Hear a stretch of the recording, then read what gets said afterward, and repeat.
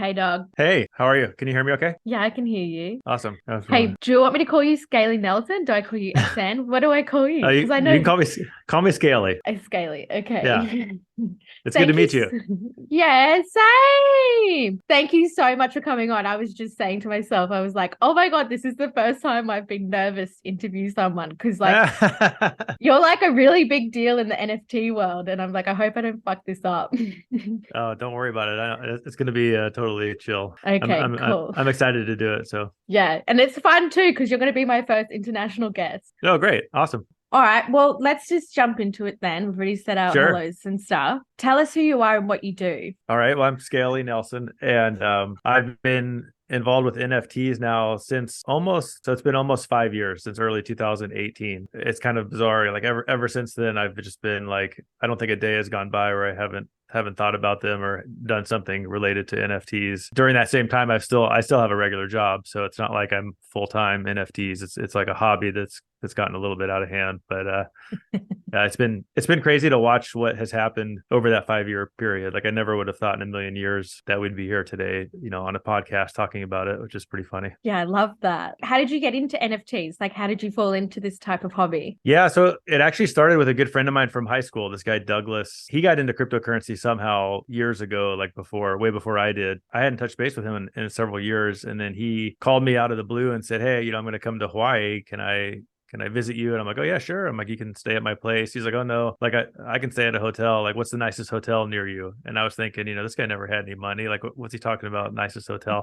Anyway, it turns out he made a ton of money buying Bitcoin and then doing the whole thing in 2017. And I was so fascinated with, honestly, not really the money part, just like the technology part, because he was a friend that we used to talk about kind of abstract stuff in high school. And so he explained like the basis of it to me. And then as soon as he left, I just went completely down the rabbit hole with crypto and not so much trading. Like I was never very good at like trading the coins. It was more just kind of learning about it. And then I've always been sort of a collector. And so pretty quickly I kind of came to the concept of an NFT, and I heard about crypto kitties. I don't know if you've heard of crypto kitties. They were one of the first NFTs, and they were these little cats that you could breed. So you could buy two and then breed them and see what came out. And it was sort of fun. Oh, that's But mad. yeah, it was fun. And that was definitely the first NFT that ever got any major attention. Like there was a moment for like a month in December of 2017, which was before I got into it. So I got into it a little after that, but where it was just going off, and relatively speaking, like tons of people were using it compared to anything before. It kind of died down pretty quickly. There was a lot of hype about it. People made a lot of money and people lost a lot of money. And then it just became sort of like a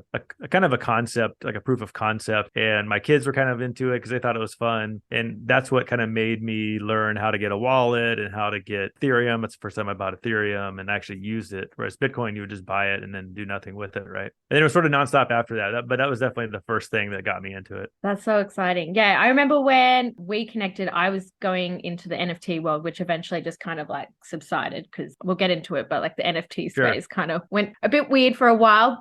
And yeah, I was learning how to do like crypto and getting like my different types of wallets and like buying Ethereum and like watching the stock market, like the crypto stock market. Right. I've recently just pulled out all of my stuff before the FTX crash. And also none of this is like, I don't know, you have to say this, right? Like none of this is financial advice either. Never.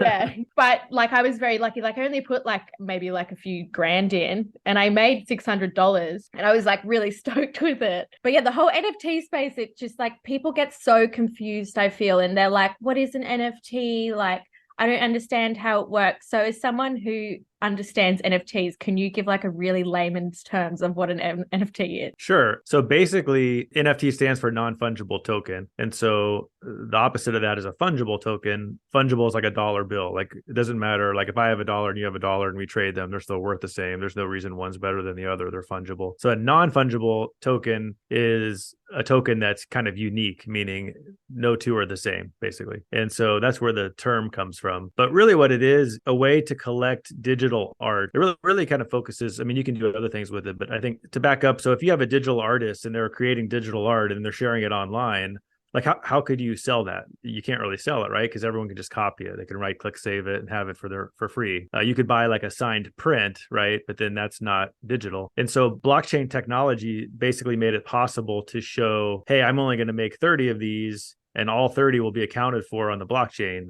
the owners of them. And so, and that's, you can't change that. Like once I own it forever and ever, I'm going to own that unless I decide to sell it or give it to someone else. Through the technology of blockchain, it can prove that. And so it's sort of hard for people to grasp. Like one example would be, oh, why can't you just, like, I don't understand why you have to own it. Why don't you just have it on your computer, the picture, and just be done with it? Well, that's sort of like saying, well, why would you buy a Picasso? You can just have a print at your house. It's like, yeah, you can, but then the whole point of this is like, well, I own it. This is mine, and I could give it to a museum. I could sell it. I could trade it. With just a copy, it has no value. So I don't know. Does that make sense? Yeah, it does. I mean, just for people who maybe are like, what the fuck is an NFT? Yeah. I don't know. The way I see it is it's like a trading card that sits on a blockchain. And then I just think about the Matrix and like, it's just, I mean, I make digital art, so it kind of makes a little bit more sense for me. But it's just another way for people to consume things on what do they call crypto now? It's like a decentralized network or whatever. Like the rabbit hole though of that whole space is so deep. Like someone was talking to me about Web 2, Web 3, and I was just like, no, I can't understand that. Yeah. Well, to briefly explain, like Web 2 is like social media, and Web 3, so Web 1 was the first internet, right, that we all kind of used, initially, and then Web 2 was social media, which was spawned by iPhone, right? And then Web 3 is basically the decentralized internet, and by decentralized it means there's no one company. Like Facebook in Web 2 owns everything, or Google owns everything. In Web 3, it's all about creators can own their own stuff. So like you, Madbutt, could very easily have your own site and sell your own art. You don't need a bank. You don't need a Facebook or some third party to do that. You can do it directly to me. Like you could sell your art directly to me without any intermediary. And so that's kind of why it's decentralized. Is that why? Because I ended up buying the madbutt.eth handle. Is the that ENS, like Web? Yeah. Is that Web 3? Yep. It sure is. Oh, yeah. See, you're already doing it. I already kind of know. But that's actually really smart, because those are the ENS, the Ethereum name service. And so if things continue as everyone in the space is predicting, like we all think Ethereum is going to be the blockchain that's going to be super important in the future. There's only one madbutt.eth, and that's yours, and you have it. It does expire, so don't forget to renew it. Yeah, I know it expires next year. Yeah.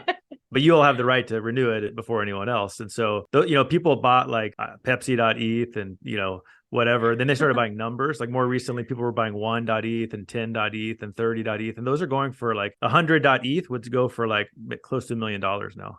Like no joke. Oh my gosh, that's crazy. So yeah, I have been out of the whole crypto thing for a little bit. Also, sorry if you can hear the rain. It is raining here at the moment. No worries. It's super windy where I am, so I don't know if you can hear that either. But... No, that's okay. How is Hawaii today? Really quickly. It's actually sunny, but it's super windy. It's like up to 50 mile per hour gales of wind. So it's is that like 70 kilometers? I don't know. Yeah, around there. Mm-hmm. Yeah. See, I still know some American stuff from being in America all those years ago. So with the whole situation because crypto affects NFTs quite a lot, right? 100% it does. Yeah, they're very much related for better or for worse. Yeah. So what's the situation around that now? Like what are you kind of seeing happening? Is it a good time to get into it? Oh yeah, I think it's a great time to get into it. Yeah, I think the market's been relatively dead, but not so dead that it seems like it's gonna die. You know what I mean? Like it's just a lull. It's actually been way more resilient than I would have guessed, with all of this FTX stuff and all these scams and all this money that was wasted and lost. It's actually quite surprising to me how resilient the market has been. But at the same time, the prices on most things are down like 80% or so from the top. And so it's kind of, mentally, it's kind of weird. We always compare the all-time high as if we could have sold it then, as if we would have ever known to sell something at that time. Like no one ever knows to do that. But you look back and you go, oh, gee, let's say you had an NFT and it was worth $5,000 and now it's worth $40. And you're like, why didn't I sell it? It's like, well, you didn't know. You thought it was going to go to 10,000 and you were greedy, or maybe you just didn't want to sell it because you liked it. Yeah, I think it's a very good time to get in. I think a lot of the scammers have left. A lot of the kind of people that were just here to make a quick buck have left. Not all of them, but a lot of them have compared to a year ago. And so if you want to learn about it and get into it and have a relatively good time to buy, like stuff is relatively cheap compared to where it was, which is good. It could go down more, but it could also go up more. Like who the heck knows? But fuck, I shouldn't have taken my money out. I should have just kept it in there and bought some shit. Well, I mean, again, now I don't know when you took it out, but now it's probably hasn't changed a whole lot since then. So it's still like you haven't really lost anything yet, time wise. Like, and it might be this No. way for a little while longer. I think in the next, I don't know, 6 months to 2 years, maybe, yeah, probably around that long. Because in crypto, time is crazy. Like a month is like a year in regular time. So 2 years is a really long time. So somewhere in the next 6 months to 2 years, I think you're going to see certain things that you wouldn't even think about go crazy. Like crypto is going to have another moment where prices go up and NFTs go up and you're wishing that you had gotten in earlier. Okay, now I'm thinking about, sorry, I'm just processing all this because every time I talk about crypto and NFT, my brain starts to slow down a little bit as I try to process it, even though I have like the most basic knowledge of what it is. If an artist like wanted to get in, my recommendation to them, right, is just to get like a wallet, a Twitter, a Discord, and to just do a whole bunch of research and look at like OpenSea. It's not Pentagon. What is it called? No. Which one? There's like some, I don't know. See, there's so many names. But what would you recommend for an artist who like wants to get in? Well, everything you said, yeah. So I would, Manifold, is that what you're thinking of maybe? Anyway, so I would do what you just said. You have to be on Twitter. That's 100%. You have to, because all of the Instagram and, obviously Facebook is kind of old, but like Instagram, it doesn't really work for whatever reason with crypto. You have to be on Twitter. And then Discord, you pretty much have to be on Discord, although it's not as important as Twitter. Yeah, so set up an account. If you already have art that you want to show, obviously use Twitter to kind of start engaging with people and show your art. And then Discord is where you get into these communities. So like you can get into other artist communities and meet people, and that's a great way to make connections. And then as far as learning about the technology, you can actually go, if you go to my Twitter site, I have to my account is an article I wrote about CryptoPunks, which takes you to Medium. Medium is I don't know if you're familiar with Medium, but it's like a blog site.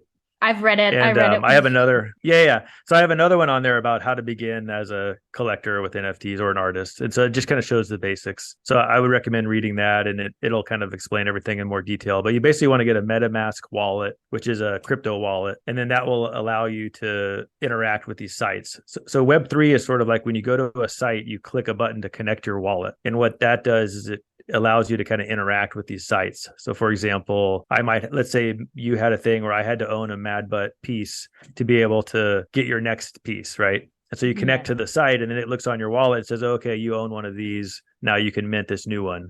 A lot of artists do things like that. Yeah, see, like, oh my God, Scaly, like I wish I like knew how to do this shit. Like I have all the ability, but like. Yeah, so, well, it's interesting. Just in the last month, this company called Manifold that this guy, Richard, started, really, I mean, I'm sure he has long-term plans of making money somehow, but really it was like a charitable thing where he just gave it away for free, this technology. It costs nothing. If you go to the site called manifold.xyz, it's pretty basic. Like you have to know a little bit, but like it's pretty basic, and it will walk you through how to put your art up there for sale. And so it basically allows you to post your art on their site, create a link, and then on Twitter, you would say, here's my art, come mint it. Minting means buying it, basically. You push the button, the mint button, the NFT is generated and sent to your wallet. And in exchange for either, you can give it away for free or you can give it away for any amount of money you want. Cryptocurrency has to be in cryptocurrency, usually Ether. So you could say, I'm going to make 10 editions of this collage. I'm going to sell each one for 0.1 Ether, which right now is like $170. And this site will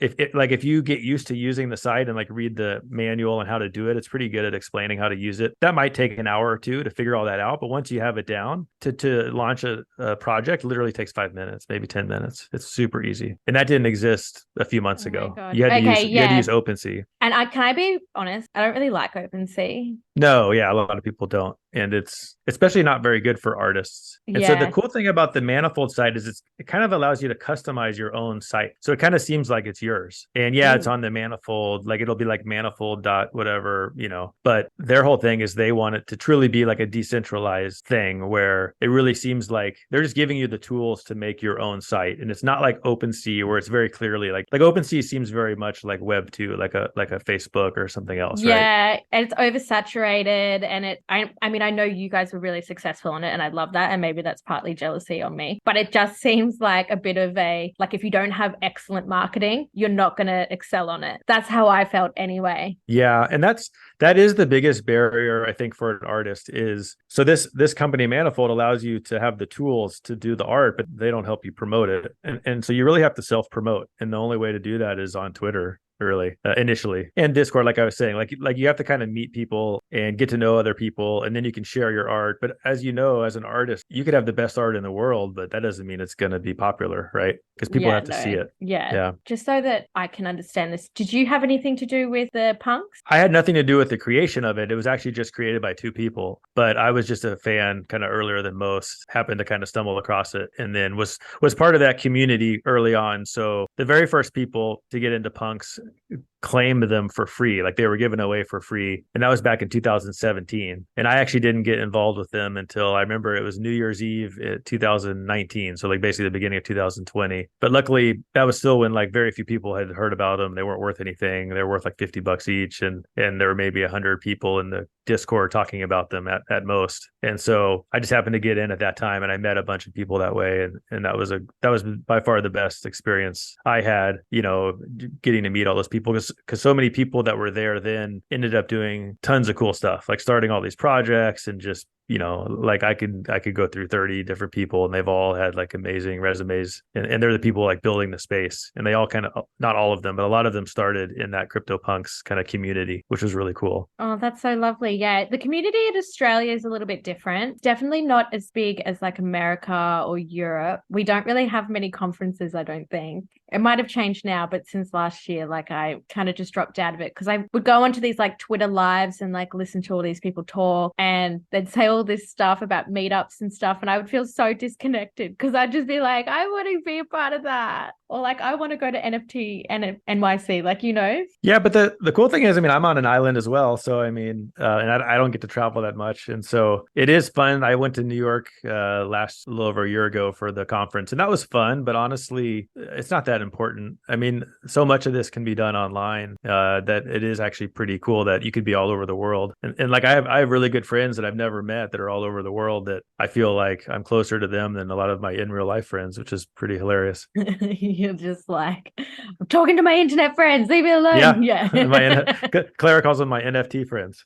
Yeah, I can relate to that, especially with my like community on Instagram, right. And especially, and our relationship as well, and especially with your beautiful wife. So yeah, I think the biggest, just rounding up that conversation about artists, is that there's, what I found difficult to understand was the language. And I love your blog post because it goes over the language. I mean, like bags and right. Again, I don't know, what are some of the acronyms that they use? I can't think about it. Oh, like WAGMI, we're all gonna make it, and GM, and I mean, it goes on and on and on. But yeah, there's like a whole terminology. Hands. Yeah, diamond hands, paper hands, and feeling bullish. Yeah, bullish and bearish. And it was funny though. I was talking to some guy at an exhibition recently, and in December, and he was like, "Oh, what kind of art do you make?" And I had hand cut collages, but I was like, "I also do digital collages." And he was like, "Oh, have you ever done NFTs?" And I was like, "Oh, the market right now, I mean, I'm pretty bullish about it," and like going into all these acronyms. And he was like, damn, he's like, honestly, I could have been talking absolute shit, like, but yeah, how do you find the disparity between like women and men in the NFT space? Yeah, I think it's a huge problem. I mean, I would guess it's 90% men, to be honest. And artists probably a little bit better percentage, maybe with artists. I have no idea what I'm basing this on, just my kind of impression. It might be 20 to 25% female artists, but the traders, it's sort of this Wall Street kind of testosterone fueled space. And, it's funny how like I'll show a piece of art to my wife and she'll say, well, I can see why guys like that, but like, no woman would like that piece. I think it's just so early that the tastes are going to change quite a bit later on. I mean, I've definitely seen more and more women to get prominent roles in the space, but I still think we have a long way to go there. Like it definitely, it's definitely predominantly white male, maybe Asian male, and not many minorities, and definitely not many women. Okay, well, that would explain why people don't really like my art, because it's very feminine. Right. And that doesn't mean that they won't love it later. No, totally. Right. And so that'll be really interesting. Like my kind of joke is like all the art that does really well has like skulls, like everything has to have a skull in it. And it's like, okay, like really, like, is this going to age well? Like this is appealing to a very small subset of people who just happen to be here right now. And so it is going to be interesting to see how that changes over time. And how do you feel about big scale brands coming into the NFT space, I feel like they're just trying to cash in. How do you feel about Yeah, I that whole haven't thing? seen it done. It's funny, I haven't seen it done well at all. It almost never works. These celebrities will come in, or these big companies will come in, like Adidas, for example, Yeah. Porsche just did a drop and it was a cluster, like it didn't go well. And I've seen, like one artist, Shepard Fairey, for example, who's an artist I really like. He did a drop a while back that like went completely under the radar. And I don't know exactly. My impression is that he probably had very little to do with it. Like they probably just said, here, make some art, or can we just use some of your prints you already made? And he probably said, sure. And some company did it for him. And they didn't do a good job because the community doesn't take well to outsiders. And it's very obvious if it has a corporate feel to it. And that's just not going to work right now. It might work at some point. The most successful company, hands down, has been Yuga Labs, which created Bored Apes. And they completely started from within, right? Like they started with this random project based on CryptoPunks, but instead of punks, it was apes. And it was ridiculously successful, way more than they would have realized. And then they did really smart things after that, but it was all kind of built from the ground up from the inside, as opposed to some big company coming along and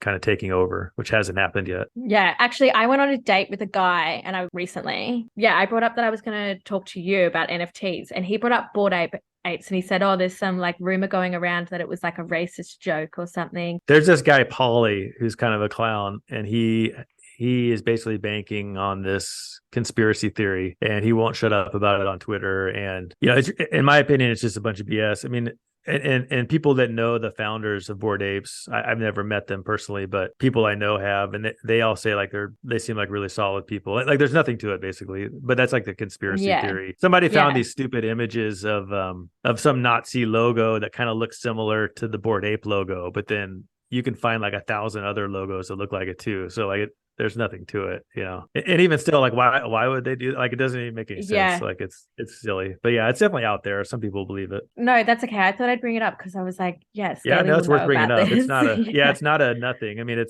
I don't feel like I haven't seen much mention of it recently, but like I don't know, like a year ago it had more kind of steam, it seemed like. Oh my gosh, no. And also I can see that your background is obviously made by AI. Am I Yeah. correct? Yeah. I just bought this today. I love it. Oh, so this is an NFT? It is. Yeah. Oh my gosh, crazy. Well, I'm not going to show anybody it because I'm not going to dox you. But but what's going on with like AI and NFTs? Well, so good timing. There's a company called Braindrops that my friend, actually, who I met through CryptoPunks, this guy Justin, started about a year ago. He was trying to kind of start the first NFT site devoted to AI art. There's definitely been AI artists before this, but this was sort of the first platform dedicated to it. And they've had about 9 or 10 different artists do projects. This project launched today, and this is just one I could talk about because I like it and it's interesting. So this is photography. I don't have all the details, but it's photography from the American West from the 1950s. The AI algorithm took the photography, altered it, and added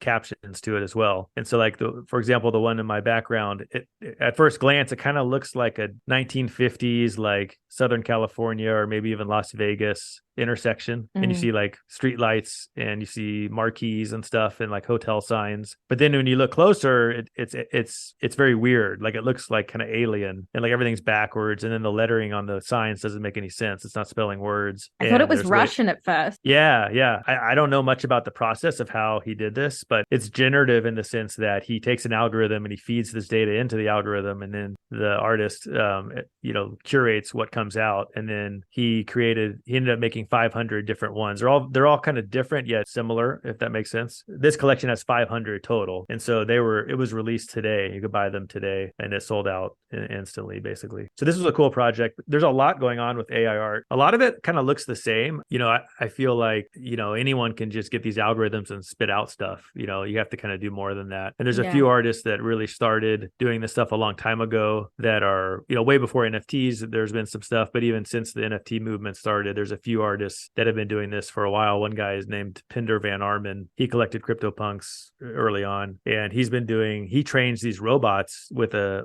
robotic hand with a paintbrush, and it actually paints pictures, which is pretty cool. And he's been doing that for a few years. And then more recently, there's been all kinds of stuff that's been out there, but I think this one today to me is quite different than anything else I've seen because it uses photography, but it also has a really cool style. A lot of the AI art, it's kind of hard to describe, but you'll know it when you see it. Like, it all kind of looks the same. It's like this blurry kind of weird images of faces and stuff that doesn't quite look right. And I don't love a lot of it. I think a lot of it is kind of garbage, to be honest. But so it's interesting to see like the few projects that are coming out here and there that kind of stand above everything else. Yeah, I could kind of tell that it was AI art when I pinned together the intersection with the light, because I was like, oh, that's very AI. And then the way that the words are written and how the people are. Some AI art, I mean, most of it, how I can define it is that I can tell that it's like one of those Photoshop filters. You know what I mean? Like, I don't know which one, but it just reminds me of that. But at first I was like, oh, this is like a really pretty thing. And then I was like, oh, no, wait. I think it was like the G in the corner. I can like tell that kind of gives it away from me. But it is interesting though, talking about AI art, because there's a lot of controversy going down in Australia now. They're starting to write out laws about AI art and what people can use and how AI can be programmed, because there are no laws behind it. Have you noticed anything like that happening within America? I haven't paid a ton of attention to the legal part, but I have had, like Claire Silver is one of the big NFT AI artists. And I heard her talking about it recently. And basically her opinion was, it's just like people say, oh, like who's the artist? Is it the computer or is it the person? Like, who's doing all the work? And she was very clear in her opinion, it was the artist. It's just a tool. It's like saying, it's like saying, oh, you have paint and a paintbrush. Well, that did all the work. It's like, no, like, this is just another tool to be able to make the art. But I think there has certainly been criticism that some of it looks low effort. It's like it can be very easy. Like, you literally just take a bunch of pictures and spit it into an algorithm and push enter, and it spits out some stuff. And you say, okay, I'm done. Right? Like, you could do it in 5 minutes. And so that doesn't. But other people have a very deliberate process where they do all kinds of stuff to make sure it looks good. But some art is done in 5 minutes and looks great. Like, that's not always what it is all about. And I think it's interesting because there was a podcast I was listening, and there was a woman saying how she was concerned because some of these AI artists, they will take other artists' works and then mesh it together with their own thing. But it kind of just becomes like this regurgitated thing, right? Of like, am I making any sense? I don't know. No, you are. I mean, I think, the issue is that you can just you could take a bunch of other people's art and stick it in here and then say it's yours when you didn't actually really do any work. I mean, that's one thing. And it'd be sort of hard. Like, how would you trademark that? Because it's not really like, is it copying or is it not? Well, yeah. And that's the whole gray area with collage, right? Right. It is similar to collage. Yeah. Yeah. It's like you essentially, like, because with the NFT project that I was working on, reached this roadblock where we were like, okay, will we get sued for using these other people's images? And I was like, well, if you guys don't want to purchase the rights for them, you can definitely, like, the legal advice that I've been given, which is not legal advice for anybody else, is that, because it might have changed, this was like 5 years ago, was that if somebody wants to take you to court for copyright, they have to prove that it's more than 20% of the image if you have a lot going on in that image. Yeah. Yeah. So, but when I do commercial works, obviously I just make sure that I grab everything and I buy magazines for my hand cut stuff.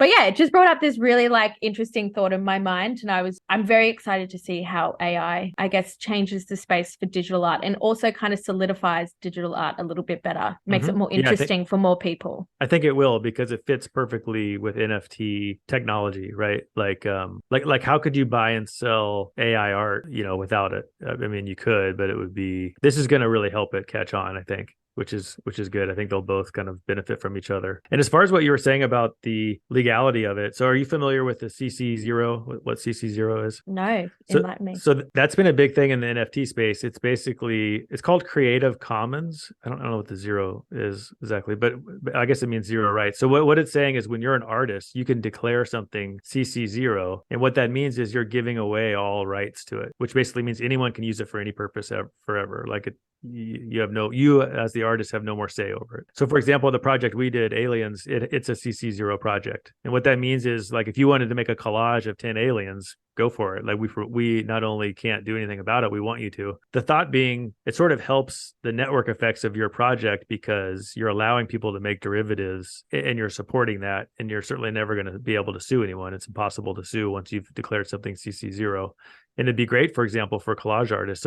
So you could actually peruse different NFTs, and it's not real clear right now. Like on OpenSea, you can't really tell what is CC0 and what isn't. But in the future, it'll probably say on these sites, like, go ahead and use this image however you want. Some of them have other limitations. Like you can use this to make art, but you can't sell it, or you can make up to, anyway, they have different levels of it. But the full CC0 is all rights are given up, meaning you would have every right to make a collage out of any of that art you wanted to. And there's no legal recourse. You don't have to worry about anything. You don't have to get a lawyer or anything. That's wild. Yeah. And so, I mean, people share my art all the time, and I will never sue anybody for sharing my shit. Like, I don't really give a fuck.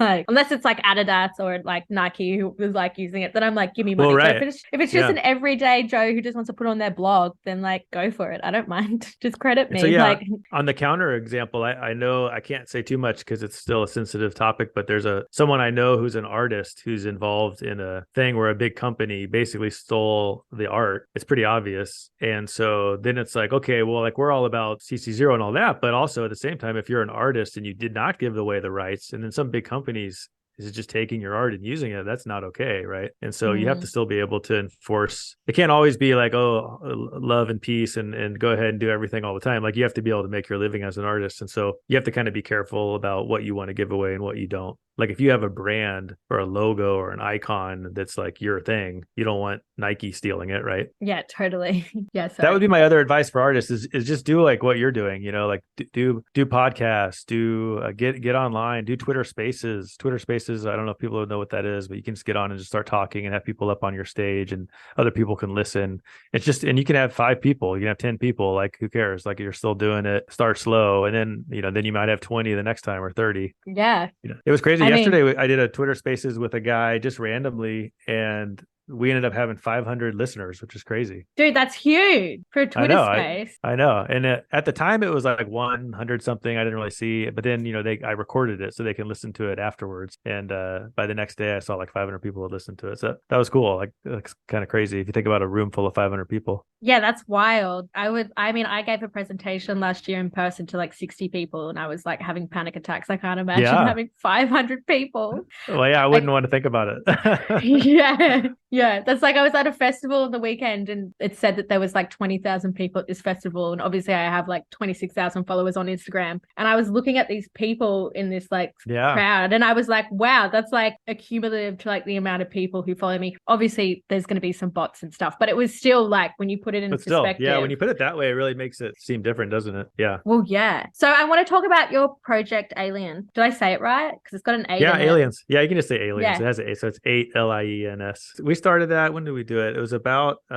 6 months. God, it's like I said, time goes by so strangely in the NFT space. But I think we launched August. God, it seems like that was so long ago. But yeah, so about 6 months ago, maybe 5 months ago, we had it's a PFP project, meaning profile picture, which is what kind of CryptoPunks was the first. When CryptoPunks was made, no one thought that's what it would be used for. But then later on, people realized, oh, these are cool little pictures to have in my icon on Twitter and on Discord. And so that becomes your profile, like what people kind of associate you with. And then Bored Apes came, and all these other ones, like bazillions of PFP projects came. It was crazy how many were made. After the hype had kind of died down on those, we decided that it'd be fun to kind of do our own project. We always wanted it to be really, so it's 2 other guys and myself who are good friends on Twitter. I've never met them in person, which is kind of funny. One guy's in Canada and one's in California. And then our artist is in Korea. And so he created the art, and we kind of revised the art over time. And then we got a developer who was in Europe to help us do the coding, because we don't know how to code. It took a few months to get it all done, and we kind of went at our own pace. And then we launched, and that was really exciting. There was actually a ton of hype, which we really didn't want, because we gave them away for free. It was just to kind of do it for fun. And we haven't made a single penny on it,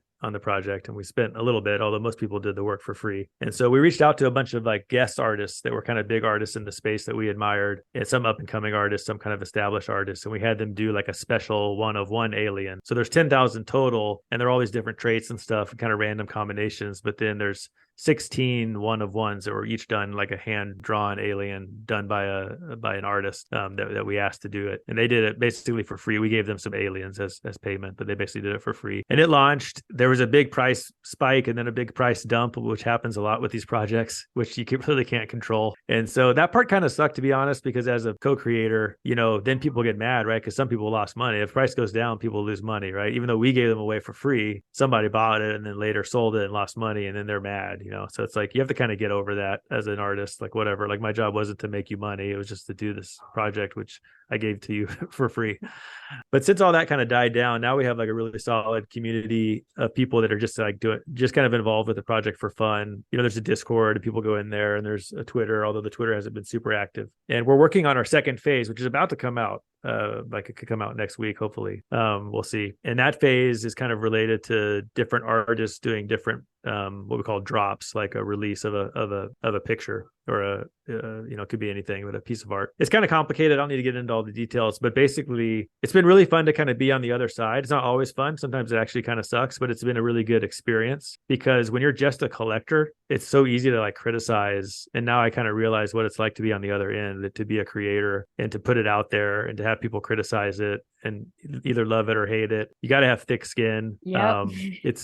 And I definitely see, like, it's definitely made me appreciate the artist way more because, yeah, you're putting yourself out there, right? Not everyone's always going to like it. And then it's funny how the certain things will happen that you wouldn't have guessed that are totally out of your control. And you have to just kind of roll with it. Totally. No, I mean, I haven't had much criticism with my own work. However, when I have had criticism, it has been like kind of like a punch to the stomach a little bit. Yeah. But I can't imagine in like a space like that because you guys were like #1 on OpenSea. And also, by the way, I was so pissed that I didn't reply to your Twitter thing. I know. You missed out on your alien. I'll send you one day. Thank you. They're pretty cheap. They're pretty cheap right now. Yeah. Well, I don't have any ETH in any of my wallets, and also I have beef with Coinbase because they have like still $250 that they won't release to me. But isn't that annoying? I know. It's like, I'm like, just let me put it in there, but they won't. But anyway, I was so bummed because I didn't have my notifications turned on my Twitter, and then I think I messaged you, and then I did it, but it was #1 on OpenSea, and I saw it, and I was like, fuck. Yeah, that was crazy. That was a crazy week where we went from, just to kind of talk about a little bit more. So I forgot that we were #1. Like we were #1 by a wide margin. And yes. that's based on volume. So how many people are buying and selling them. And part of the reason was because we gave them away for free and we also didn't charge a royalty. So most NFT projects in art have a royalty, meaning every time it's sold, like 5% or 10% or 2.5% goes to the artist. And we decided that we didn't want to do that because part of it was we didn't want it to look like we're just trying to make money. Like we kind of wanted to just see what would happen if we did it for free. It was like a big experiment. That definitely had an effect where if you're not charging a royalty, people are more likely to buy and sell them, right? Because it just makes it more efficient. But also just because it was popular, like it was like #1 for a few days, maybe a whole week, and it had the more volume I think that month than like any project it had for the month or something. It was crazy. But then unfortunately, like what happened was we had this big spaces after it was all kind of after the dust settled, and we were so excited. Like the project went, like the drop went flawlessly. Like there were some technical things that could have gone wrong, and nothing went wrong, and we were feeling so good. And then people were like, "Okay, well now what are you doing?" And we're kind of like, "What do you mean now? What are we doing? Like we just finished doing this. Like we just launched it, and what do you mean?" And they're like, "Oh, well, you don't have something planned next week? Like how are we going to make money on this? Like what are you going to do to pump the price? And it's like, well, we don't what, like we're not doing anything." And then so many people were like, "Okay, well, on to the next thing," like whatever. Yeah, and it's like which is just what happens. Yeah, it's what happens. I mean, I think that's also why I didn't like OpenSea a lot, because it felt like you had to be, and as an artist, and if you're doing this by yourself, I mean, my first project, I had a whole team and things, and I didn't have to worry about a lot of the back end stuff and marketing and whatever. Thing about doing it by yourself as an artist is that you got to be thinking like 3 months ahead, 6 months ahead. Then you're going to be looking for angel investors and competing with all these other people. I mean, I just personally, I love the NFT space, but I just like watching it. It's not for everyone. I mean, like I said, I'm glad I did this to understand what it's like on the other side. And I'm at a point more recently where I'm actually pretty okay with things. Like I spoke to this artist that I admire, this guy Dalek, who was a big time kind of in real life artist before NFTs, and then more recently got into NFTs. And he was like an established artist for like 20 years, right? did. And he launched a project, and the same thing happened to him. And he told me, he said, look, I don't take it personally at all. Like those people were just there to make money. Like, who cares? Well, why do you need to please them? Like, let them leave. Let them all leave. And then the people that are left are the ones that really like your art and like care about your community. And then you grow from there. And at the time when he told me that, it was kind of too new. And I just was like, well, how can you not let it bother you? I don't understand, But now I'm definitely at a point where, yeah, I don't care. Like if someone comes into the Discord and is like, why is the price so low? It's like, dude, like, get out of here. Like, I don't care. Like, that's not what this is about. Like, sure, in a perfect world, you want the price to go up because that creates more attention, and then you want a bigger audience. So you can't just say, oh, I don't care at all about the price, but you certainly can't focus on it. I think for a lot of artists, it's a ton of pressure. And even if you're successful at the beginning, then it's like you're saying, you have to maintain it. Yeah. And they always want to know what's coming next. How am I going to have more value in this? And are you going to promise me some new NFT if I hold this NFT? And what gimmicks are you going to do? And we call it Ponzi-nomics because it's all like a big Ponzi scam. There are very few artists that can navigate those waters well over time. I mean, a handful have done it. So it's not easy. I say, if you come out from the beginning and say, hey, I'm not doing any of that crap. I'm just going to make art. Buy the art if you like it, but I'm not going to make any kind of promise to you that I'm going to give you something else later for buying it. That's almost better in a sense, because then you have no pressure. Yeah. It reminds me of a lot of being in like the fine art world when you're like represented by a gallery and you have to like meet these deadlines, pump out this work, and it becomes a full-time job. And for me, who is very my ADHD, I like doing all different types of things. I can't commit to that one thing all the time. But I love that you guys did that experiment with not having any royalties, because I think that's particularly interesting, because when you think about when you purchase NFTs, there's like the gas fees as well. Did the gas fees play anything? So it's very that? low. Our developer is great. He's this really awesome developer, and he wrote the contract in such a way that the gas, it was unbelievable. So what we did do to kind of compensate ourselves, maybe eventually, is we kept 10% of the aliens. So we kept 1,000 for the four of us, the artists and the three developers. And we said, we're not going to sell them anytime soon, but that's kind of our stake in the project since we're not charging any money. So anyway, my point is we had to mint 1,000. And I remember thinking, God, how much is that going to cost? So that could be $5, $10, $15,000 to mint 1,000 NFTs. It ended up costing like $70 to mint 1,000. It was crazy. What? Yeah. I don't know how. I mean, the gas was slow that day, but even still. And so a typical person getting one alien would have paid like less than $1, like maybe 80 cents or $1 or something. So it's basically free. That's a dream. I know. And that had a lot to do with our developer, the way he did it in the code. And I don't exactly know how he was able to do that. But for people who are listening who don't understand, gas is sort of the transaction fee to anytime you do anything on Ethereum, send an NFT somewhere or buy one, especially when you mint it, because that takes more gas because it's actually putting it on the blockchain for the first time. That can cost typically a lot more than $1. Like the prices vary by how busy the network is. So if the network's really busy and you have to do it right then, it could cost $100. But then if you wait an hour and the network isn't busy, it could cost $15. So like it's very dynamic that way. But it usually costs, in that range. I see gas is the energy that it takes for the blockchain to process it, like a car. Yeah, basically. I think that's how you wrote it, actually. Okay, sounds good. Yeah. Because like your article was like a great article to look over. So what have been your biggest wins within the NFT space, do you think? Oh, it has to be CryptoPunks. I mean, over my time in the space, I bought 27 CryptoPunks and I sold 24. So I have 3 left. But when I started trading them, and obviously I wish I just held on to them all, but that's not how it works. But when I first bought my first CryptoPunk, it was $49. The cheapest CryptoPunk right now is around, I don't know, $100,000. Can I ask how your bag is going? Well, I mean, you can look back on it and go, wow, I could have been worth bazillions of dollars if I had done it perfectly, but I didn't. But I did. My biggest sale, I mean, it's all on the blockchain if you really want to go figure it out. So it's not like it's a secret, but my biggest sale to date was a CryptoPunk that I bought for $500 and I sold it for $350,000. What the fuck? And we use most of that to start the business that we started. So yeah, that's wild. Okay, so then what is your biggest losses then? Oh, well, technically my biggest loss was a doodle that I bought, which is another project that I bought at the peak of the mania, which I, in retrospect was dumb. And I paid 120,000, which has got to be the most I've ever spent on NFT. And I sold it at the end of last year for tax purposes. I sold it for like 30,000. So I ended up losing like $90,000, but that's okay. It was a tax write-off. Okay. Yeah, the whole tax, and that's the other thing with like NFT and cryptos was that the whole tax thing, right? Like I was just like, I can't figure this out. Like I'm just gonna the taxes are a nightmare. Total nightmare. Yeah. I'm just gonna park this. Like when I sold my crypto, I had to put it into like my little thing for my accountant to look at. Yeah, the problem is the accountants don't understand it, especially not NFTs. So good luck. Like you'd have to just kind of figure it out. There's software, but the software is flawed, and it's a nightmare. Yeah, it's really a nightmare. If you have thousands and thousands of transactions like I did over the year, good luck.